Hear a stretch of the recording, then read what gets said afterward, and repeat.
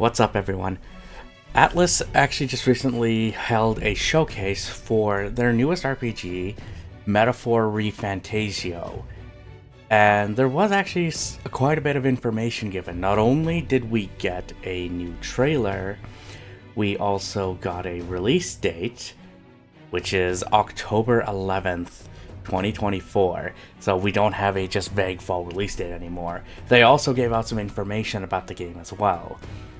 Now, after watching it, and I decided to record this a little bit after just to let the hype die down a bit and just kind of collect my thoughts, I'm actually very excited to see this game and what it's going to offer. It's very intriguing with not only its visuals, but also the story it seems like it's trying to tell and how it's going to be played. So I thought I'd give some quick thoughts about it and just share some of that with you, but I'd like to hear what you guys would have to say. Did you get a chance to see this?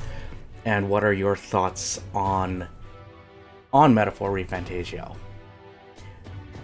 But why don't we talk a little bit about it? So basically in this game, you're playing as a character who is actually going to go for the throne, because the thing is, the kingdom has been thrown into chaos because of an assassination.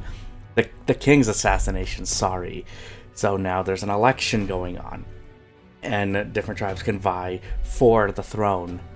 You are one of them, but you'll also be getting along with other people on your journey.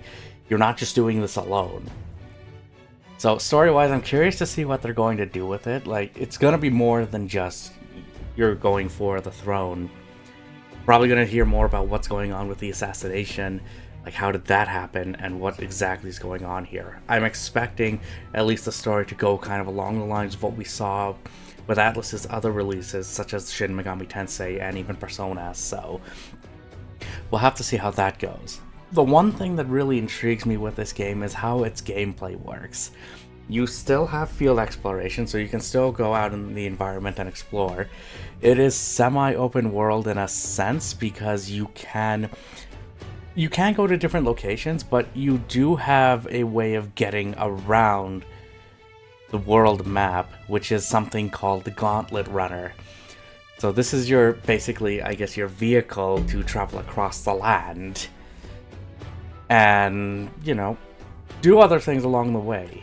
So they did show off a little bit of that. Like, there is a kitchen where you can do cooking. You can also go to the war room. And you can also, you know, do side quests as well, which is stuff that you would get in towns that you will visit throughout the city. So there is at least some form of exploration with that, and, you know, kind of what you would expect from an ATLUS game. But the one thing that really intrigues me with gameplay, besides this world exploration, is how combat works. Now, combat, there is still a turn-based system like you see in their other games. But there is a real-time aspect to it, because you can do real-time combat when you're outside on the field. But then you can press a button, and then it can turn it into turn-based combat, which is relatively seamless. There's like maybe a short, quick load to go from real-time to turn-based, but that's really it.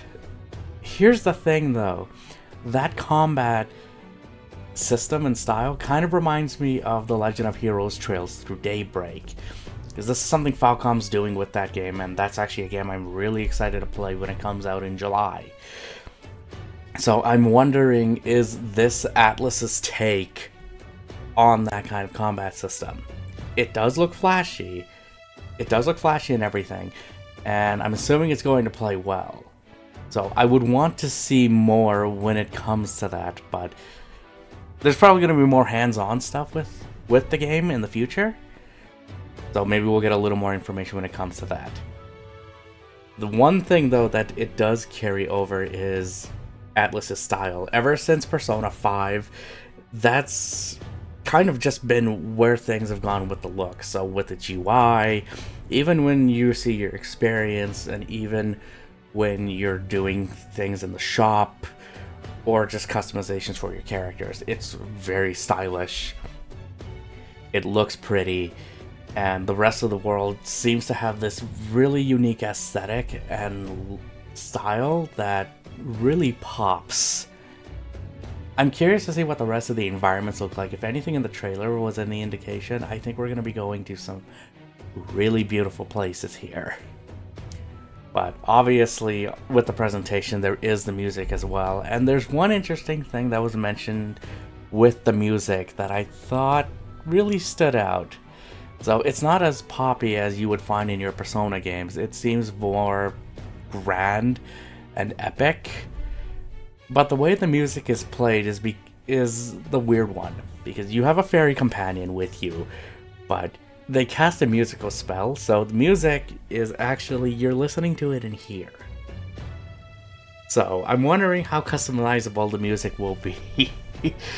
And it seems like our character is very thematic and energetic with this stuff. But I think it suits the tone. It suits the tone, it suits the style. I really like what they're going for here. And I can't wait to get my hands on this game. Now, if you do want to play it, the game, as I said, got its release date announced of October 11th, 2024.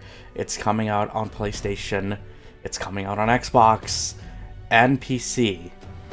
Now, the only question I would have with this is it going to go to Game Pass? Because I know ATLUS has had some of their games release on Game Pass with like Persona 3 Portable, Persona 4 Golden, obviously Persona 5 Royal and Persona 5 Tactics, and P3 Reload recently. So I'm wondering if Metaphor will go on to Game Pass. If so, I think that would actually be really cool. But I'm wanting to pick this up. I'm very excited to play this. It looks impressive, and I honestly can't wait to see where this journey goes. Have you had a chance though to check this out? If not, I'm gonna post the trailer and the stream below in the description so you can check that out there.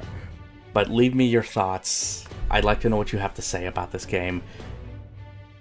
Like the video, subscribe to the channel. I'd love to hear everything, and it's because of you that I get to do this, so thank you for taking time out of your day to watch this video.